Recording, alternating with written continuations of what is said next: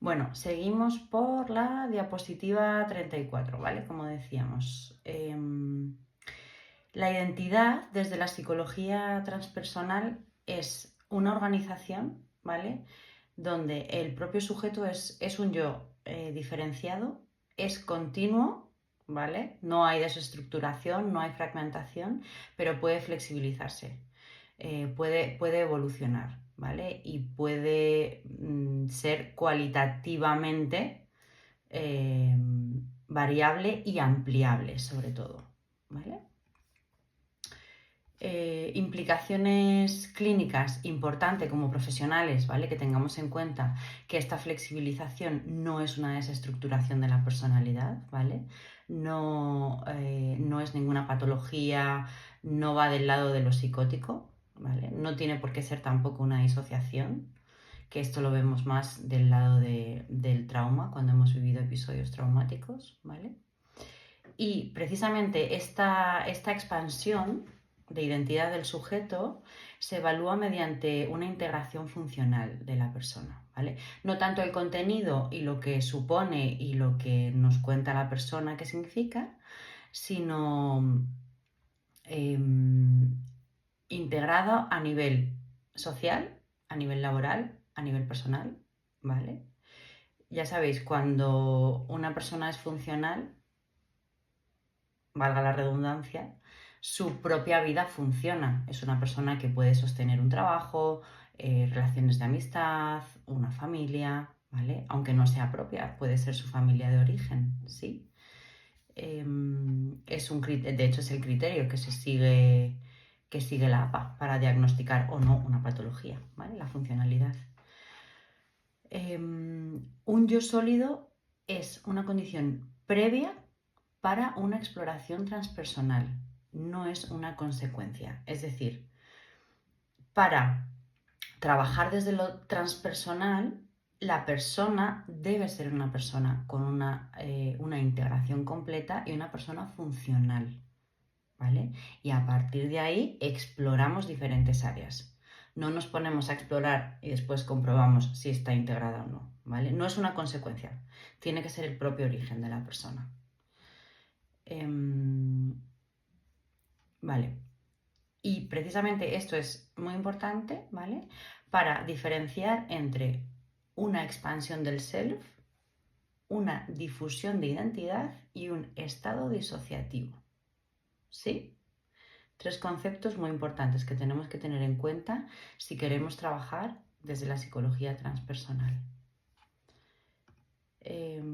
La expansión del self es el proceso psicológico en el que los límites habituales del yo se amplían o se vuelven permeables. Permite experiencias de conexión, de unidad o de trascendencia, pero no hay pérdida del sentido de la realidad. El sujeto está perfectamente orientado en espacio y en tiempo, ¿vale? Hay una conciencia de la realidad, del propio yo y de los otros. Tampoco implica una desaparición del yo, ¿vale? Sino una desidentificación parcial y reversible de sus contenidos habituales, ¿vale? Es decir, en esta reversibilidad el sujeto puede ampliar conciencia y puede regresar a una conciencia menos ampliada, ¿vale? Cuando hay una disociación, esta reversibilidad no la hace el sujeto, ¿vale? Lo hace la propia experiencia que le conecta con el trauma. Cuando hay una psicosis, tampoco hay esa reversibilidad, ¿vale? Puede haber estados más alterados de conciencia y menos alterados, pero no es una cosa que pueda hacer el sujeto o pueda decidir. Vale, 37. La expansión del self, proceso mediante el cual la conciencia se desidentifica transitoriamente del yo biográfico, ¿vale? E integra una experiencia de identidad ampliada sin desorganización psíquica, ¿vale? ¿Veis que se repite continuamente?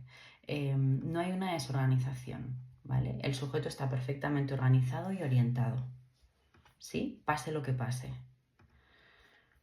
Vale. ¿Cómo diferenciamos esto en la clínica? Una expansión del self clínicamente sana o clínicamente funcional, ¿vale? Hay un retorno voluntario al estado ordinario, ¿vale? Hay un aumento de sentido, de coherencia vital y de compasión, ¿vale? Compasión tanto hacia uno mismo como hacia los demás, hacia todo lo que ocurre alrededor. Hay muchísima flexibilidad psicológica y esto es algo de lo que informan los pacientes, ¿vale? Que relativizan mucho más todo lo que ocurre y sus propias relaciones personales, ¿vale? Digamos que cambiamos esa rigidez de esto tiene que ser así o no lo entiendo o quiero que ocurra esto o quiero que me pida perdón, situaciones así por una mayor flexibilidad. Relativizamos más, como consecuencia sufrimos menos, ¿vale? Hay una capacidad de simbolización posterior, es decir, le podemos dar un significado completamente diferente y cuando conseguimos hacer esto, las cosas pueden tener otro sentido, ¿vale? Una expansión puede ser problemática a nivel clínico cuando el sujeto pierde este anclaje o pierde esta conexión con la realidad, cuando puede aparecer esta sensación de grandiosidad, de omnipotencia o de una fusión permanente, ¿vale? Aquí estaríamos hablando del ego. O cuando hay un deterioro del funcionamiento social, laboral o personal, es decir, cuando no hay una integración y empiezan a fallar diferentes áreas de la vida del sujeto, ¿vale? Vale, os he hecho aquí un cuadrito en la 39, ¿vale? De los 3 conceptos básicos de la conciencia, la identidad y la expansión del self, ¿vale? Como función psicológica, la conciencia estaría dentro del campo experiencial de cada uno de nosotros. ¿Cuál sería el riesgo clínico que nos podemos encontrar como profesionales si esto falla? Que haya una desorganización perceptiva, ¿vale? Es decir, que no tengo claro cuál es la información que me llega a través de mis sentidos.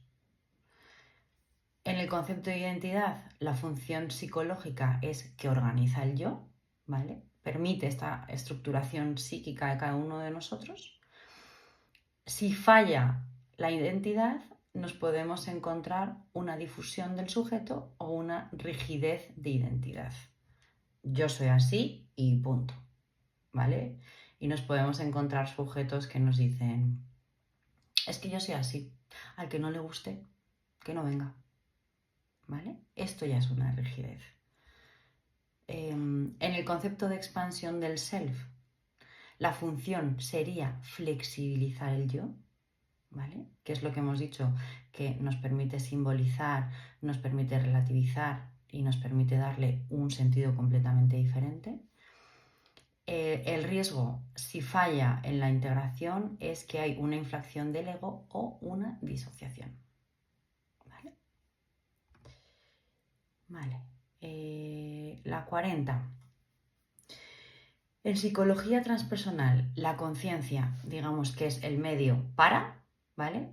La identidad es la estructura que tenemos del propio sujeto, ¿vale? Y la expansión del self es el proceso que yo realizo, ¿vale? A nivel clínico, el trabajo transpersonal no busca una expansión indiscriminada, una expansión porque sí, sino acompañamos a ese proceso en el que el sujeto amplía la conciencia cuando el yo puede sostenerlo e integrarlo, ¿vale? Es lo que siempre os digo, en la clínica no podemos trabajar cosas con personas si aún no están preparadas para verlo, para sentirlo, para percibirlo. No podemos, ¿vale? Cuando veamos que la persona puede sostener esta expansión, entonces sí. Si no estamos seguros, entonces es mejor que no trabajemos esta parte, ¿vale? Vale, os he hecho un listado de los autores más relevantes, de cómo cada uno ha ido teorizando y nos ha ido dando conceptos sobre la psicología transpersonal. Os he puesto los conceptos más importantes, ¿vale? De una manera general. No os pido ni mucho menos ni que lo memoricéis, ni que os quedéis con todo, ni que os lo aprendáis de memoria. Simplemente que sepáis cuáles son los conceptos que emplea cada autor, ¿vale? Que hay alguno que os llama la atención, que os gusta, ya sabéis dónde tenéis que ir, ¿vale? Y cuáles son y cómo se han traducido sobre todo sus conceptos ahí en nuestro idioma, ¿vale? Recomendación, si podéis leer en inglés, os lo recomiendo y os ahorráis una traducción, ¿vale? Vale. El primero de todos, ¿vale? Stanislav Grof. Fue quien fundó la psicología transpersonal. ¿Qué hace este señor? Investiga con estados no ordinarios de conciencia, con LSD, ácido lisúrgico, más conocido en el mercado negro como los tripis, ¿vale? O ácido, y con la respiración holotrópica, que luego veremos lo que es, ¿vale? ¿Cuáles son sus conceptos básicos? Las matrices perinatales, ¿vale? Las experiencias de muerte-renacimiento, ¿vale? Y amplía el modelo de la psique más allá del propio cerebro individual del sujeto, ¿vale? Tiene un libro brillante que precisamente es Psicología transpersonal, ¿vale? Es complejo de leer, pero bueno, se lee. Si os apetece, lo tenéis por internet, ¿vale? Era muy habitual, que esto además lo habéis estudiado en la carrera, en el siglo pasado se permitía hacer investigaciones con sustancias psicoactivas y había mucha gente que lo hacía, que puede que ahora nos suene a locura, pero actualmente hay investigaciones con la silovicina, creo que lo he dicho bien. Silovicina, sí. No sé si las habéis leído, ¿vale? Pero es exactamente lo mismo que empezó a hacer este señor. Es decir, tomo una sustancia psicoactiva, me baja las defensas, yo estoy consciente, pero me permite un mayor acceso al inconsciente, ¿vale? Se vende por internet. Creo que la venden incluso en Amazon. Vale. Otro profesional, Anthony Sutich, ¿vale? Cofundador del movimiento transpersonal. Fue impulsor del Journal Transpersonal Psychology, ¿vale? En el 69. Y define el campo como el estudio del potencial humano más elevado. Vale, 44. Tenemos aquí a Charles Tart, ¿vale? Estudia científicamente los estados alterados de conciencia, ¿vale?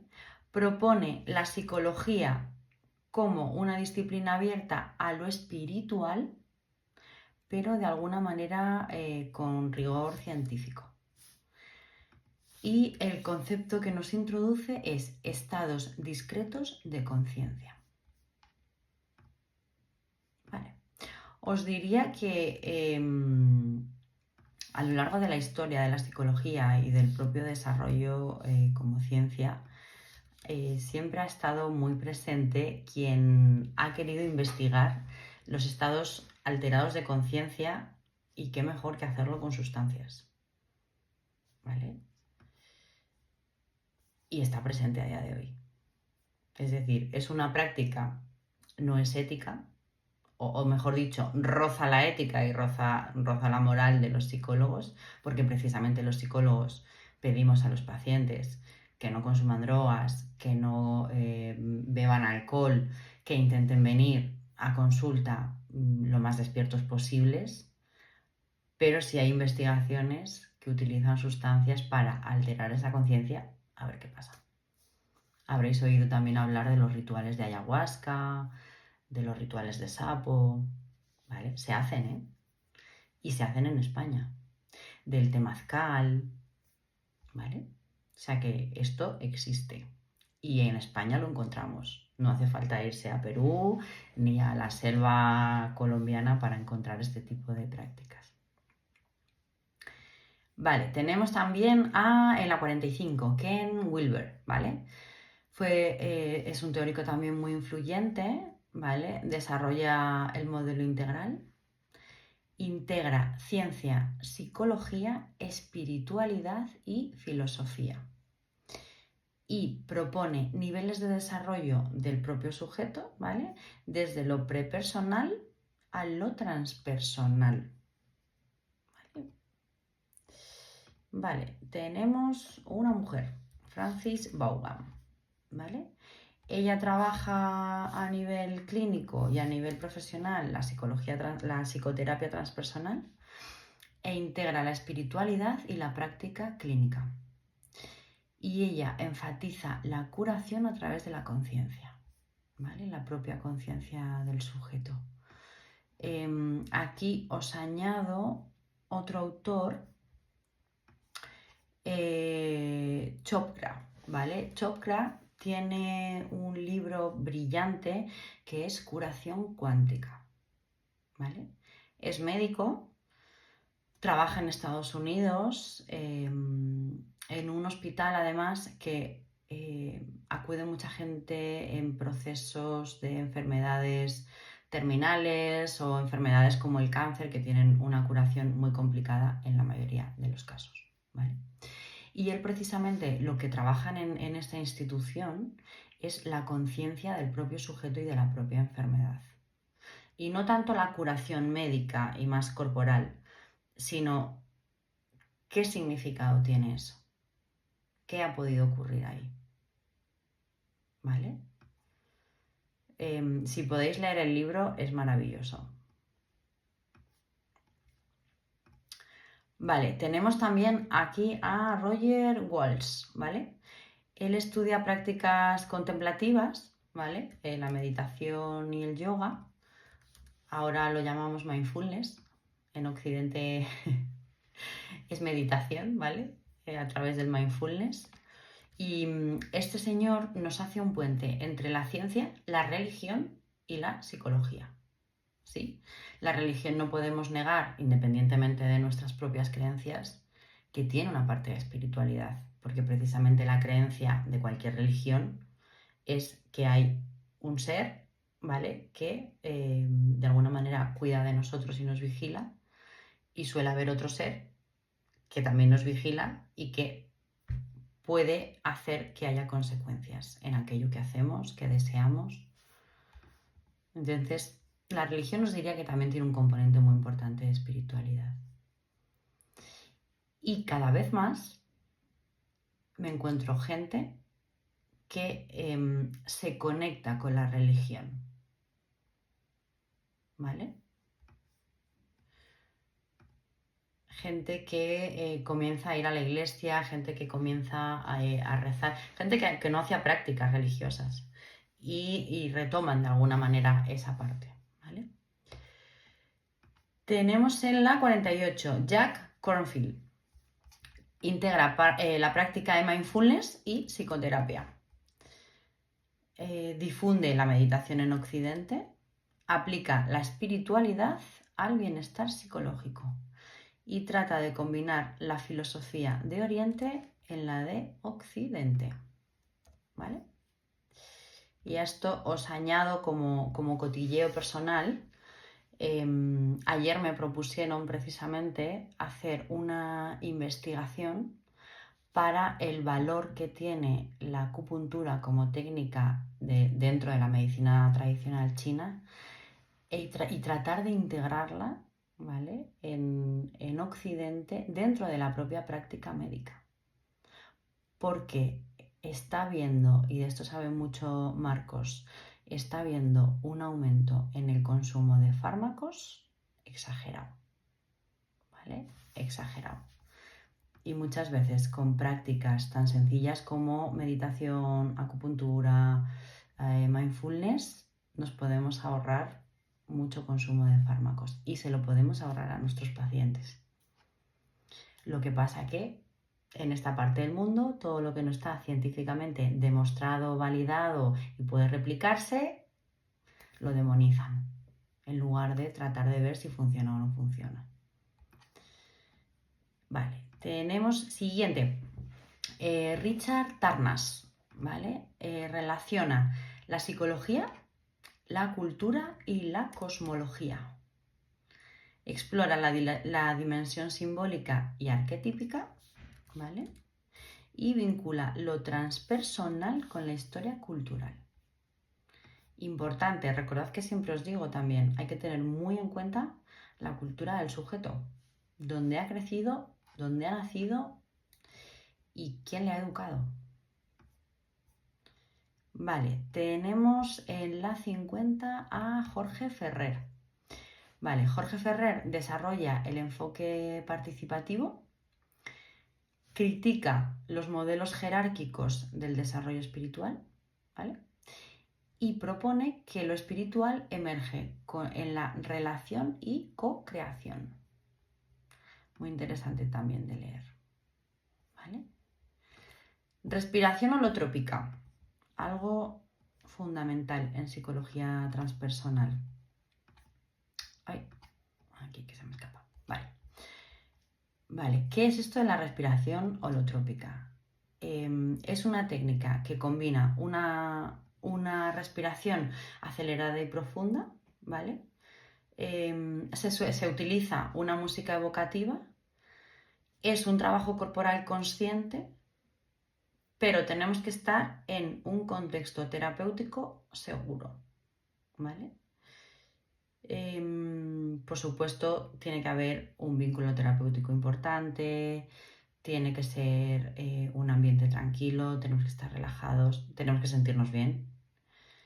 El objetivo de la respiración holotrópica es precisamente inducir un estado expandido de conciencia que permite acceder a recuerdos biográficos, ¿vale? A experiencias perinatales más conectadas con el momento del nacimiento y a contenidos simbólicos transpersonales. ¿Sí? ¿Habéis visto alguna vez a alguien o habéis sentido un ataque de ansiedad? ¿Cómo respiramos en ese momento? Que es una respiración muy acelerada. ¿Vale? Cuando respiramos de esta manera, digamos que estamos alterando el flujo de oxígeno y CO2 que entra y sale del cuerpo. Se puede llegar a producir un desmayo, ¿vale? Pero estamos alterando, digamos, la cantidad de oxígeno que va en sangre y el CO2, tanto que entra como que sale del cuerpo. Por lo tanto, entramos en un estado de conciencia que sí podemos llegar a desmayarnos, pero podemos conseguir un estado ampliado de conciencia. No podemos hacerlo solos, ¿vale? Y tenemos que estar, en este caso, con un terapeuta transpersonal. ¿Sí? Digamos que el objetivo es conseguir ese estado alterado de conciencia sin que haya ningún tipo de sustancia. ¿Vale? Vale. ¿Cómo funciona este tipo de respiración? Es una respiración rápida y continua, ¿vale? Produce cambios fisiológicos que son variaciones en los niveles de oxígeno y CO2. Y lo que puede generar es una intensidad emocional. Podemos tener imágenes vívidas de situaciones pasadas, de recuerdos traumáticos, momentos incluso del nacimiento, ¿vale? O de la infancia, que a todos nos cuesta mucho más.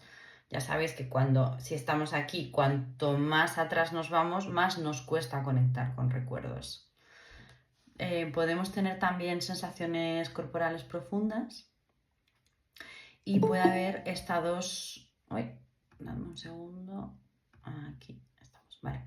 Puede haber también estados similares a los de la meditación profunda o experiencias místicas, ¿vale? Más del lado de la religión. Grof considera que este estado activa la inteligencia interna de sanación, ¿vale? que os diría que es exactamente lo que hace Chopra con la curación cuántica. ¿Sí? Es decir, cuando yo estoy con mi propio yo, me acepto con compasión, con amor, puedo ver lo que me está pasando, le puedo dar un sentido, lo puedo simbolizar, lo puedo relativizar, ¿vale? Digamos que se genera un cambio tan importante en mí que muchas veces la propia enfermedad mejora, ¿vale? Teniendo en cuenta que muchas enfermedades no son tanto la causa, sino es la consecuencia. Y aquí podemos ver muchos ejemplos. Personas con niveles de estrés muy altos mantenidos en el tiempo, úlceras de estómago, problemas de piel, problemas intestinales, problemas digestivos, caída de pelo. Esto lo vemos todos los días, ¿vale? Obesidad, alteraciones del sueño, alteraciones con la comida, ¿sí? Entonces muchas veces, por no decir casi siempre, la propia enfermedad es un reflejo de que hay algo que no estamos integrando, ¿vale? O algo que no estamos manejando a nivel emocional. Y lo que no manejamos a nivel emocional sale por el cuerpo, ¿vale? Precisamente es lo que se defiende desde la psicología transpersonal. El poder, igual que enfermamos el cuerpo, podemos curarlo, ¿sí? Precisamente en esa reversibilidad que podemos tener. Este es el concepto. Vale. Para una respiración holotrópica, para una práctica de respiración holotrópica, muy importante, un espacio tranquilo y seguro, ¿vale? Que no haya interrupciones, que no haya ruidos externos. Necesitamos tener una superficie para poder tumbarnos de una manera cómoda, ¿vale? Siempre que hagamos este tipo de prácticas, ya sea meditación, yoga, mindfulness, siempre ropa cómoda, ¿vale? Yo cuando trabajo con hipnosis o con meditaciones profundas, siempre le digo a la gente que venga en ropa cómoda. Chándal, perfecto, ¿vale? El antifaz es muy recomendable porque muchas personas tenemos mucha sensibilidad a la luz, entonces aunque estemos relajadas, sobre todo si es de día y más ahora en estos días de verano con tanto sol, cerrar los ojos no es suficiente porque seguimos percibiendo la luz, ¿vale? Y ya sabéis que la glándula pineal es muy sensible a la luz. Un antifaz, de estos que nos dan en los aviones o en los hoteles, un antifaz. Y música preparada. Debe ser progresiva, ¿vale? Debe ser una música evocativa, después como más intensa, ¿vale? Y luego una música más integradora. Normalmente quien trabaja desde esta perspectiva se hace sus propias listas de reproducción. Tiene que haber siempre la presencia de un facilitador, ¿vale? Y en muchos casos un acompañante. Un mejor amigo, un hermano, una hermana, tu pareja, pero alguien que además aumente tu sensación de seguridad, ¿vale? ¡Ay! Aquí me he dejado... ¡Ay! Espera. Que no había puesto... Vale. Está la letra... Luego si queréis os lo vuelvo a pasar. A ver. Me he dejado... Ahora, no estaba bien colocada la letra. Vale. Inicio de la práctica. Como os decía, comenzamos forzando la respiración, ¿vale? Hacemos una respiración más rápida y más profunda, sin pausas entre la inhalación y la exhalación, que es ahí precisamente cuando alteramos el nivel tanto de oxígeno como el de CO2. Se realiza por la boca de manera general, ¿vale? Tiene que haber un ritmo continuo, es como una hiperventilación controlada. Es lo que os decía antes, si habéis sentido un ataque de ansiedad o lo habéis visto, o habéis visto un llanto muy profundo en un niño pequeño, los niños llegan a respirar así. Por eso es importante calmarles, ¿vale? O al menos que no conecten con esa respiración, ¿vale? Porque si no está controlada, puede llegar a haber un desmayo, ¿vale? No hay un patrón rígido, aquí simplemente se anima a seguir el propio proceso interno que siga el sujeto, ¿vale? La inducción a través del empleo de la música se empezaría con una fase más suave, una música más instrumental, más calmada, una música que nos podemos poner para meditar, quienes meditéis, ¿vale? Que hay listas maravillosas de música instrumental. Luego pasaríamos a una fase más intensa, ¿vale? Una música, ¿cómo deciros? Se utiliza, por ejemplo, Michael Jackson, que es música también muy instrumental, ¿vale? Y es mucho más cañera, se puede utilizar ese estilo de música. Y en la fase de integración volvemos más a la calma, ¿vale? Pero tenemos que conseguir una mezcla de música entre la calma y la intensidad, ¿vale? Entonces, como relajación y luego vuelvo como a un estado de equilibrio. Vale. A ver, dame un segundo que no me he colocado aquí. Me deja esto sin colocar. La letra. A ver.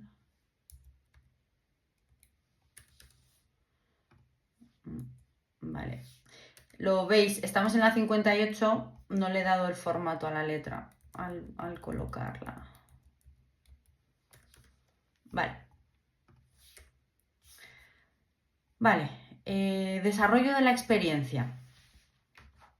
Entre 1 y 3 horas, ¿vale? Es decir, no es una práctica de, venga, llego, hago respiración y ya está, ¿vale? Es mucho más intensa y mucho más longeva que una terapia habitual.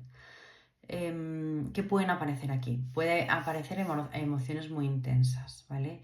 Es muy habitual el llanto, la risa, el miedo, sensaciones de liberación, de expansión, de haber soltado cosas. Pueden aparecer recuerdos olvidados o que aparentemente no estaban. Es muy habitual también las sensaciones físicas, tensión, temblor, escalofríos. Pueden aparecer imágenes simbólicas o arquetípicas. Es habitual también experiencias de unidad o de trascendencia de este sentido que encontramos. Y el facilitador puede aplicar trabajo corporal si hay bloqueos, ¿vale? Es decir, puede haber un contacto corporal, coger a la persona de los hombros, cogerle las manos, ¿vale? Siempre con consentimiento. O sea, independientemente de la práctica que hagamos en consulta, importante, si vamos a tocar a un paciente, da igual que seamos chica, chica, chico, chico, da igual, y ya si sois chico, chica, ni os cuento, tal y como están las cosas, ¿vale? Siempre que vayáis a tocar a un paciente, con permiso. ¿Te puedo tocar? ¿Quieres que te coja la mano? ¿Prefieres que me acerque? ¿Vale? Incluso habéis visto todos mi consulta. Muchas veces yo me pongo del lado del paciente y me pongo las butacas enfrentadas en lugar de estar al otro lado de la mesa. Cuando yo hago eso, o mejor dicho, antes de hacer eso, le pregunto al paciente, oye, creo que con esto que me estás contando me voy a poner ahí. ¿Te parece bien? ¿Vale? O sea, siempre que hay un acercamiento y por supuesto cuando tocamos a alguien, siempre con permiso, ¿vale? Porque no sabemos qué necesidad de espacio físico tiene la persona. Si ya le conocemos, si hay un recorrido terapéutico, sí, porque ya hay una confianza. Incluso muchos pacientes nos pueden llegar a abrazar después de una sesión. Pero si no hay este vínculo terapéutico y es de las primeras sesiones, siempre, siempre preguntamos. ¿Te puedo tocar? ¿Quieres que te coja la mano? Si vemos que se nos desborda mucho la persona, te voy a poner la mano sobre los hombros, ¿vale? La sensación de que alguien te ponga las manos sobre los hombros cuando hay un desbordamiento emocional se suele recibir de una manera muy agradable y calma mucho, ¿vale?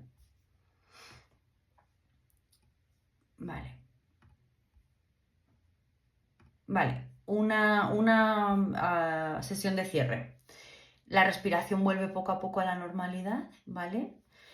Nos tenemos que quedar en reposo y tenemos que integrar la experiencia, ¿sí? Es decir, no podemos después de una práctica así, que posiblemente dure más de una hora, pedirle a la persona que se levante. Es como cuando nos despertamos por las mañanas, nos damos el salto de la cama y empezamos el día. Puede haber un mareo, ¿vale? Si hacemos meditación, si hacemos mindfulness, si trabajáis con hipnosis, exactamente igual.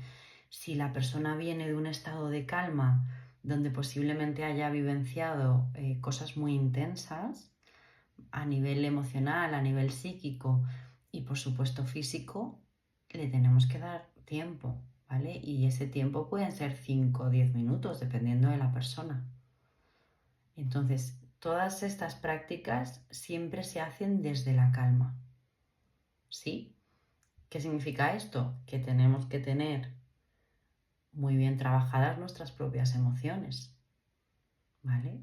Porque la persona se puede desbordar, porque puede haber emociones muy intensas y reacciones, y yo no me puedo asustar o decirle que no pasa nada o irme. Entonces, yo tengo que estar muy bien y muy estable para poder manejar emociones que a la persona le pueden desbordar en un momento dado, ¿vale? Os quiero decir con esto que requiere mucha práctica, pero práctica que empieza por uno mismo, ¿eh? No nos podemos meter a trabajar con técnicas tan potentes y tan intensas si no lo hemos hecho nosotros antes. Entonces, todo lo que queráis aprender, todo lo que queráis hacer, lo primero, empezáis por uno mismo. ¿Sí? Me da igual si es hipnosis, MDR, transpersonal, lo que sea. Lo primero, vosotros. Yo siempre os digo, si queréis ser buenos psicólogos, hay que ir al psicólogo. Pues esto es igual. Si queremos aprender técnicas, la que sea, empezamos porque alguien nos las haga. ¿Sí? De hecho, en todas estas formaciones hay muchas más horas de práctica que de teoría.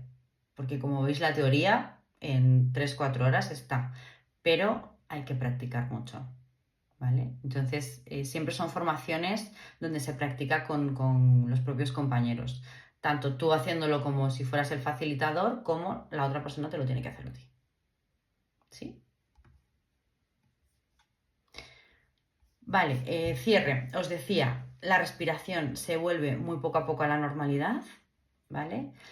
Se sigue permaneciendo en reposo y hay que integrar la experiencia, porque pensad que cuando hacemos este tipo de prácticas podemos conectar con situaciones pasadas muy intensas que nos evocan emociones, sensaciones y hay que hablar de ellas. Hay que poder integrar todo esto que me ha ocurrido con mi facilitador, ¿vale? Recuperamos nuestra respiración habitual e integramos todas las sensaciones corporales que hemos tenido y todas las emociones. Y es importante el poder hablar de ellas, ¿vale? Una integración que siempre es la fase más importante, ¿vale? Por ejemplo, dibujar un mandala. Sabemos todos lo que es un mandala, ¿no? Lo hemos visto en un montón de sitios.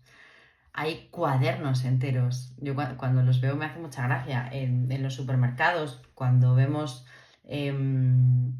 libros infantiles o libros para dibujar, hay libros enteros para pintar mandalas.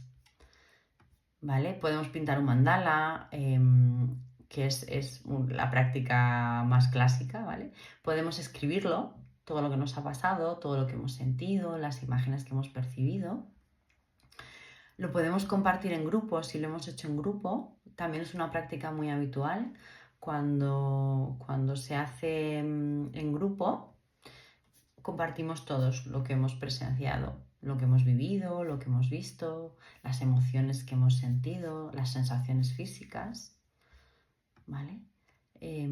Pero se comparte desde el respeto siempre y desde la compasión, tanto por uno mismo como por los demás, ¿vale? Y suele haber una reflexión guiada de todo lo ocurrido, de todo lo sentido y vivido con el propio facilitador, ¿vale?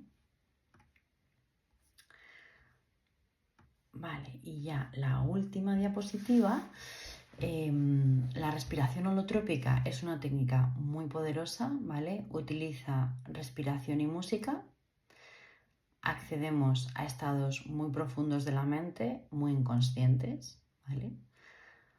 Se facilitan procesos de sanación, de exploración y de transformación.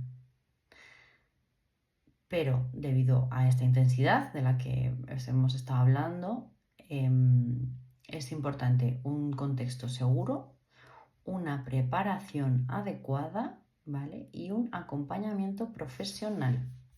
Y lo dicho, si la persona quiere venir acompañada por alguien más, debemos admitirlo, ¿vale? Bueno, pues hasta aquí psicología transpersonal. ¿Preguntas, dudas?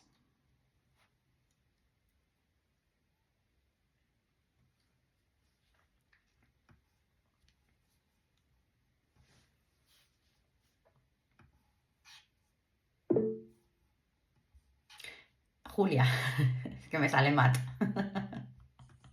Sí, cuando has dicho que pueden aparecer, ha hecho como visiones alotípicas o algo, es que no me queda exactamente con la palabra, pero dentro de las cosas que pueden ir, has dicho imágenes arquetípicas. Arquetípicas, esto ¿A qué te refieres con esto?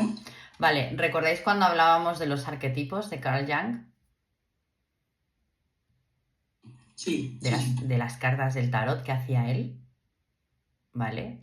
Es esto, o sea, a lo mejor no tiene por qué aparecerme la imagen de un familiar, ¿vale? Me puede aparecer la bruja de Blancanieves, por ejemplo, o me puede aparecer el guerrero del zodiaco, ¿vale? Es decir, no tiene por qué aparecer precisamente la persona o la situación. ¿Recordáis el año pasado cuando vimos los sueños?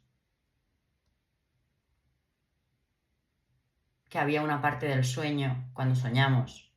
Lo veremos este año también, ¿eh? Cuando soñamos hay una parte del sueño que sí que puede ser real. Puede tener un contenido real. Podemos soñar con nuestra casa, nuestra pareja, nuestros amigos, pero hay una parte del sueño que aparentemente nada tiene que ver con la realidad. Perdonadme que me he debido dejar por aquí esto. A ver, ahora, ya está. Hay una parte del sueño que aparentemente nada tiene que ver con la realidad, que está como más disfrazado. Eso sería lo que puede aparecer. Esa sería la información arquetípica. Arquetípica porque estamos en psicología transpersonal, que es el concepto que se utiliza. ¿Vale? Pero puede ser eso. Imágenes que aparentemente nada tienen que ver. Esas deformaciones que sufren los sueños. ¿Vale? ¿Sí? Sí, genial, gracias. Vale. ¿Alguna pregunta más?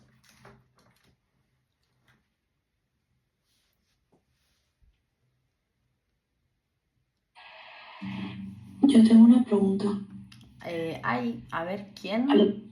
Alicia, Alicia, vale, ahora. Dime. para estudiar esto, o sea, ¿dónde te formas? Pues mira, en ICLOVI, ¿vale? Es una universidad que además hace formaciones online, que yo trabajo con ellos, forman en psicología transpersonal. Y es una modalidad aparte, o sea, es como otra... ¿Se puede estudiar solo eso y ejercer de psicólogo transpersonal? No, ¿O necesitas la carrera de psicólogo? No. Ah, sí, vale. sí. A ver, Vale. esto es como todo. Hay gente, ya sabéis, el intrusismo profesional. Hay gente que se hace un curso de hipnosis y se cuelga de la ventana de su casa, hipnoterapeuta, y hace hipnosis. ¿Se puede hacer? Sí. Intrusismo profesional. Ahora que no le pase nada al paciente y te denuncie.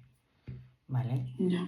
Entonces, todas estas prácticas, aunque no están reconocidas oficialmente, por lo que os decía, porque, bueno, pues en esta parte del mundo todo lo que no esté contrastado y validado científicamente se rechaza automáticamente, sí tiene mucho valor, tiene mucha importancia y nos estamos metiendo en zonas muy profundas de la mente y de la propia experiencia individual. Entonces, cuanta más formación tengáis, mejor. Pero la técnica que sea, o sea, puede ser psicología transpersonal, puede ser hipnosis, lo que queráis, como si queréis cognitivo-conductual, fenomenal. Pero cuanta más formación tengáis, mejor,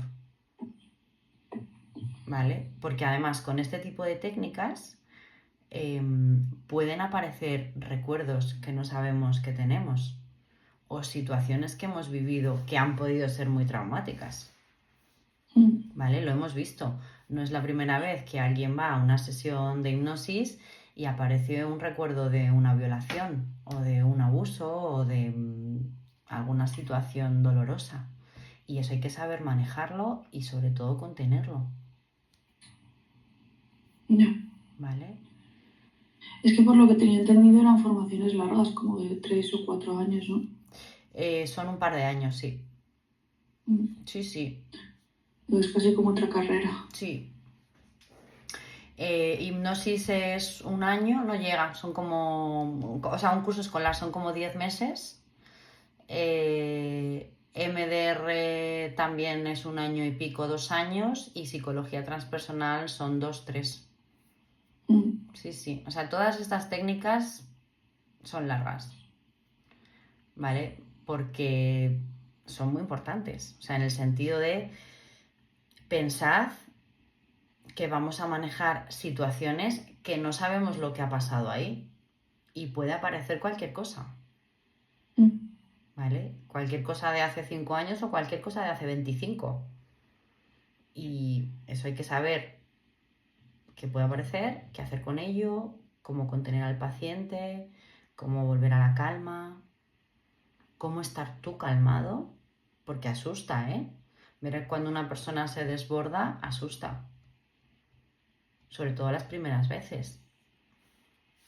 Por eso os decía que en este tipo de formaciones hay muchas más horas de práctica que de teoría. ¿Vale? La respiración holotrópica os la he explicado creo que en media hora, pero eso hay que practicarlo. ¿Vale? Entonces yo ahí para este tipo de formaciones, ICLOVI. Se escribe I latina y termina en Y. ¿Vale? Y siempre que hagáis formaciones, yo os recomiendo desde mi experiencia que tratéis de hacerlo en lugares donde os exigen ser psicólogos. No tanto que la titulación sea oficial o no, ¿vale? Porque ningún paciente os va a pedir la titulación. A mí nunca jamás un paciente me ha dicho, oye, enséñame el título de hipnosis o el título de MDR o el título de la carrera. Nunca. Pero sí que cuando os forméis, quien os forme sea psicólogo o médico y que os exija ser psicólogos. ¿Vale? Es lo que hablábamos ayer. Alguien que da una formación para todo el mundo ya está permitiendo el intrusismo en la profesión y ya está devaluando la técnica. Porque con todo mi respeto, a todos nos gusta aprender y prosperar y progresar en la vida, pero si eres taxista o eres cajero de tienda o eres, pues no sé, cualquier profesión, cocinero, no puedes ir a un curso a aprender hipnosis. Tienes que hacer una carrera y tienes que hacer un máster y luego aprendes a hacer hipnosis. ¿Vale? Entonces siempre formaros en lugares donde os exijan la titulación. ¿Vale? Recomendación, ¿eh? Luego ya lo que queráis, porque os vais a encontrar muchos lugares y muchas personas que forman que ni siquiera son psicólogos. Entonces no te pueden exigir algo que ellos ni siquiera tienen. Y sobre todo con este tipo de técnicas. Vale.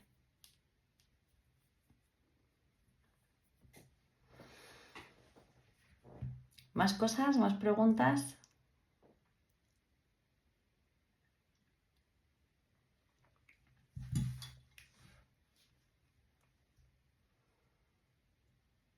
Yo os recomiendo, si me permitís, el que ejerzáis primero unos años, ¿vale?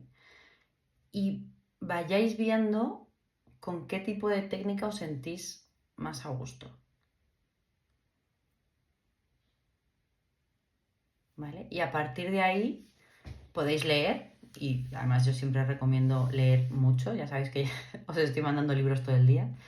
Yo recomiendo leer mucho y también el leer os permite ampliar vuestro propio conocimiento y cuando llegamos a una formación no llegamos de cero. ¿Vale? El libro del que os hablaba, ¿vale?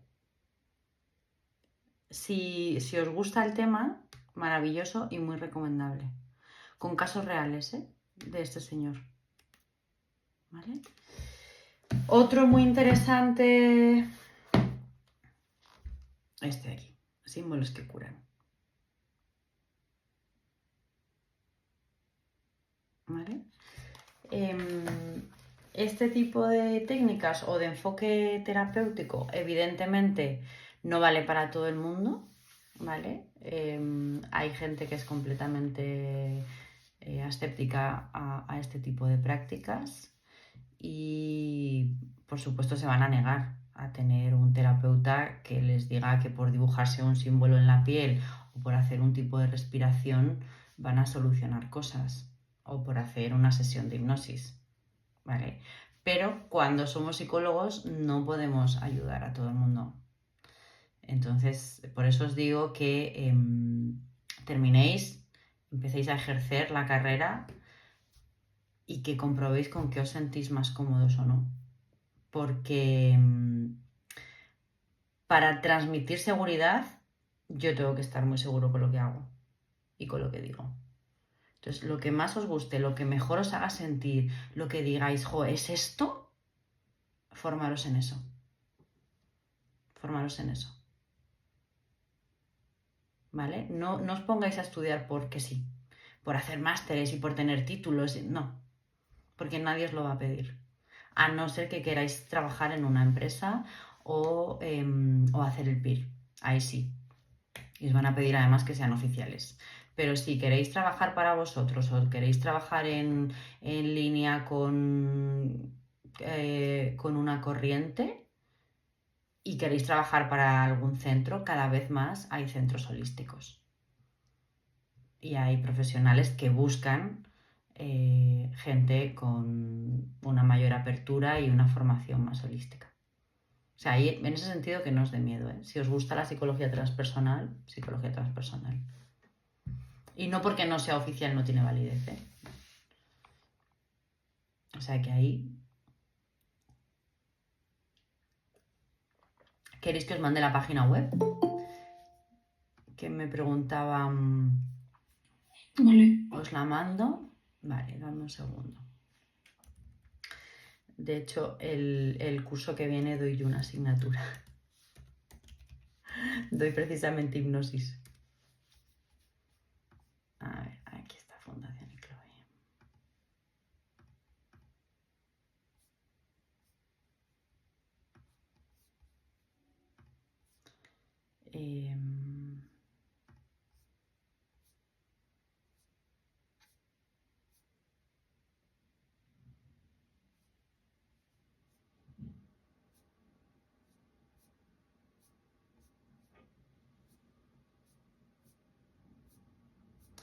A ver, esta es.